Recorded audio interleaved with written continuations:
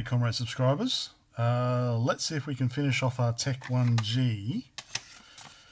So the issue we had last time, so we had two issues basically. One simple issue, the power LED didn't work and the keyboard didn't work. So I think Mark figured out the problem with the power LED.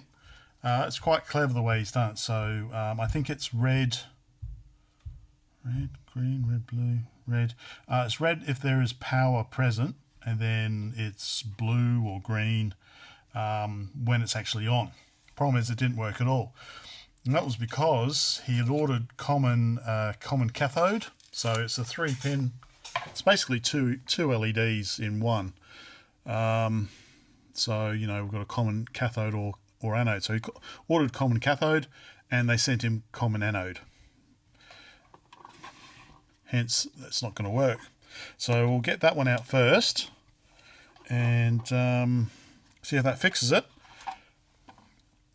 And the other issue was the keyboard wasn't working, which I just assumed with no investigation that it was the 74C923 chip. So Mark sent me two more.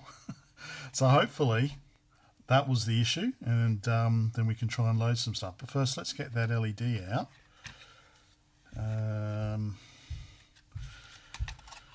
And see if that works. Now the trick, I believe, is, I think, yeah, the which one's got the flat edge? I think that's got the flat edge there. That is where the R should be. So I think he was going to make this a bit clearer. Yeah, all right, we'll see. If it's not, we'll put it in the other way around. It's always good to keep these legs, so when you chop them off, I've got a little jar that I'll keep in case you need to make any kind of bodge links or anything like that. It's a good, nice, thick bit of wire. So don't throw those away. Keep them. Of course, if you're an old hand, it's like, well, duh. Apologies for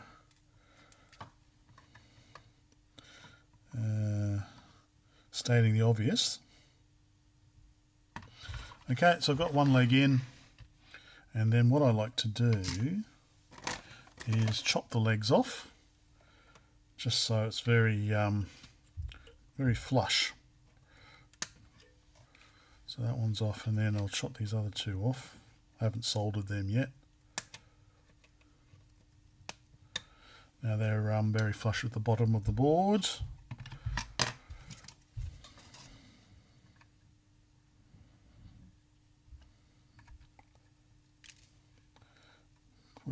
Push it up to make sure it's flush on the top side as well. Okay, let's plug in some power. So before it wasn't working at all. It didn't light up at all. Let's see. Let's make sure I've got nothing conductive underneath.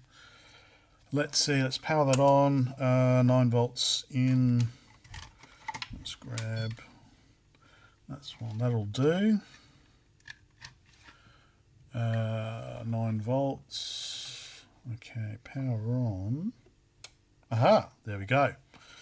Power is now present, and then cool, and then power on, it's all blue. So yeah, that works quite well. That's quite a clever little thing. It's I'll have to remember that. So power present, it's red. No power, it's nothing at all. Excellent. All right, now let's replace the little keyboard encoder thing, and see if my keyboard will work after that. Okay, so we'll remove the GLCD. Obviously, it's actually, you know what I found quite useful lately is using this pointy thing.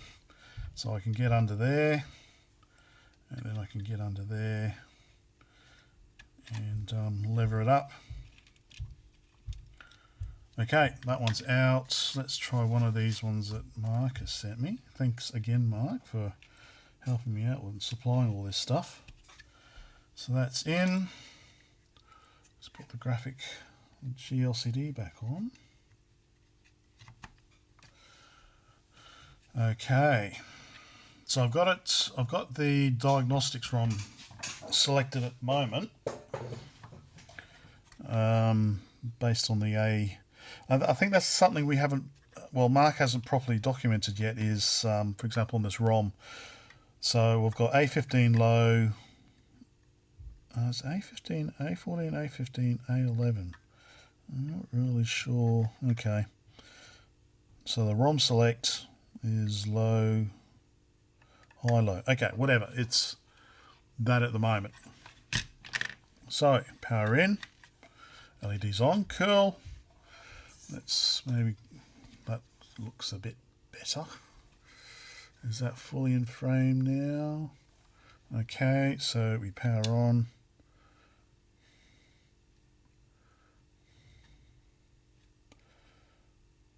Ah, interesting. That's different.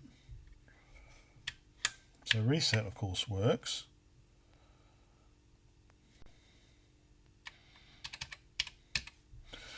But now it's not working at all. The diagnostics isn't running.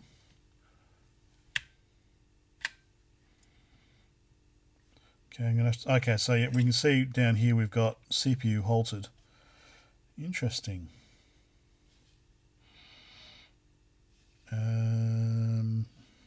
No, that should be right. All right. Time to do some investigation. The F key was stuck down. So I'm using XDA type keycaps, and it was stuck down. That's why the diagnostics wasn't working. Duh. So let's put that back on. And I've just tested it, and yes, the keyboard is now working. So that's the original 74C923 chip I had was definitely faulty. So let's try again. Let's get the light out of the way. You can see we've got power applied but not on. Let's get a nice zoom. There we go. So I've still got diagnostics, power on. Let's there we go.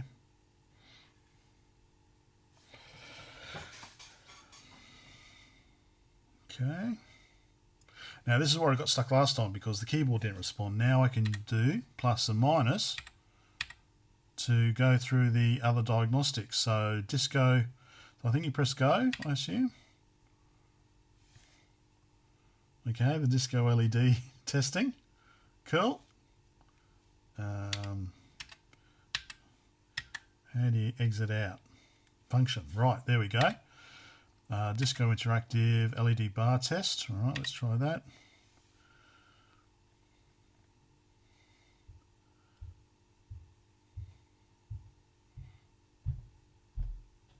Okay, did that do everything?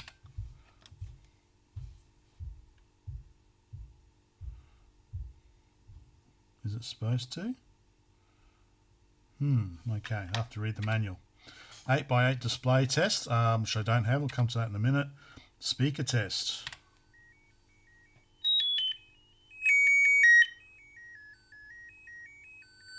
Whoa, that's quite... You can either have it loud or... That was... That's very twitchy. That we might have the... That's all the way down. That's off. That was...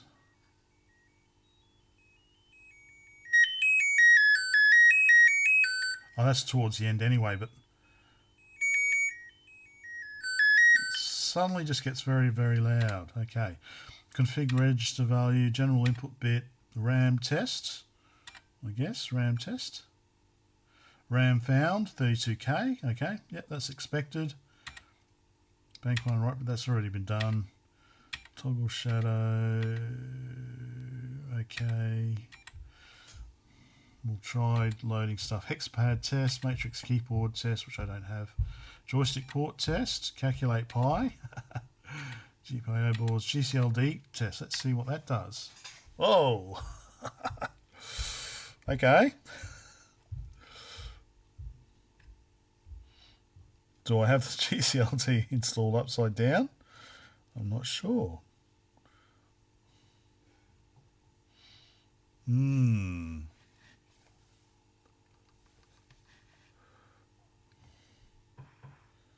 Okay, so, alright, some issue there perhaps.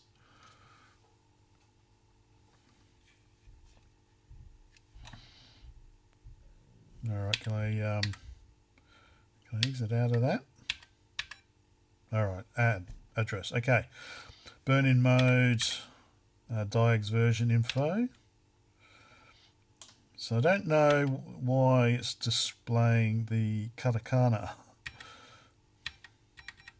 I think let's go back up to the original.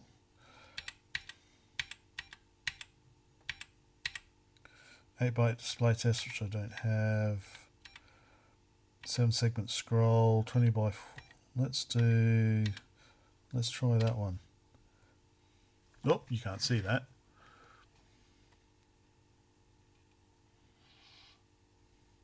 Okay, cool. So this is testing all the segments.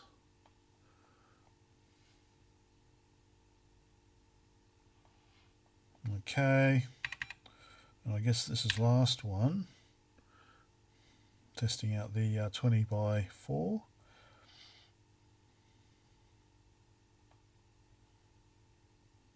Looking all very good, although that gets, I'm not sure what's going on there.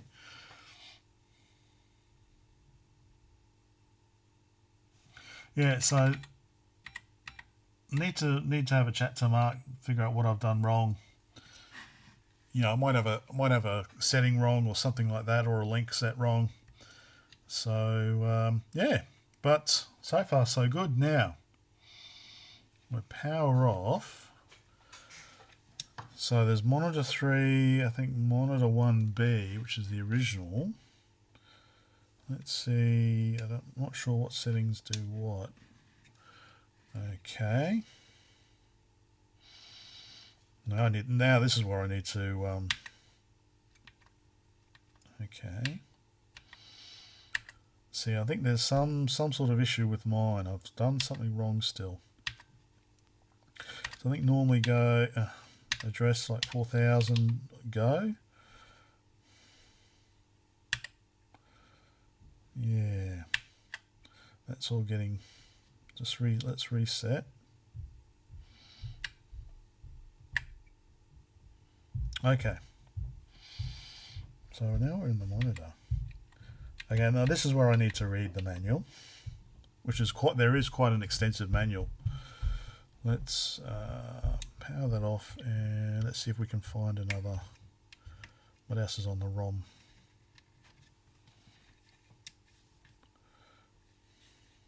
I think that might be empty. Okay, maybe like that. Okay, so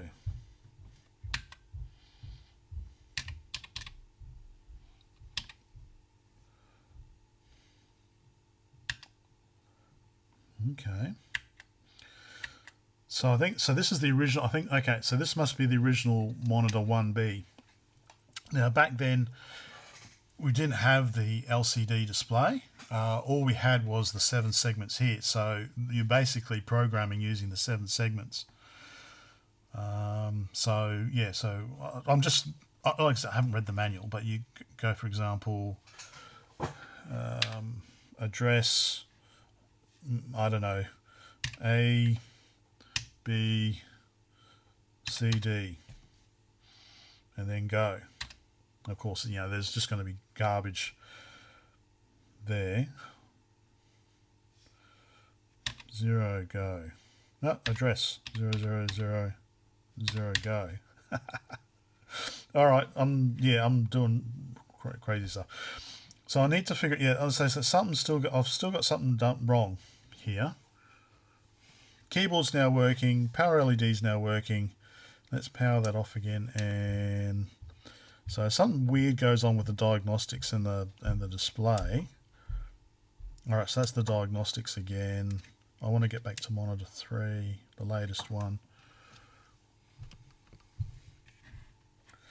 And there we go. So, okay, program counter, stack pointer, and then we've got the registers. All right, I need to read the manual. Okay, so we made a little bit of progress. Now, what else I'm going to do is, so Brian's very kindly sent me one of the new 8x8 LED, color LED, RGB LED boards. So the original we've got, so this was the original design, which is just 8x8 red LEDs, obviously. And let's just power this off. And the way it connected, I need to go and start making dinner. I think it connected via this port there. You can see the RAM, the expansion, so it would connect like that, and then you could play Space Invaders, for example. But this is the latest and greatest. Connects via this new expansion port there, so I need to sort that out. I have ordered. Okay, I'm coming. I have ordered the display, but yeah, there's a bit of a lead time, so I won't have that straight away. But I'll continue to work on this, figure out how I can type in simple programs. But yeah, I've still got a couple of issues with the way I've got it configured. I think that's causing the problem, because I don't think I have checked. I haven't seen any issues like any solder bridges, missed solder, or anything like that. So I'm hoping it's just a configuration issue. But I'll have a chat to Mark anyway. He'll point me in the right direction. Okay, just a quick update. Stay tuned. Bye for now.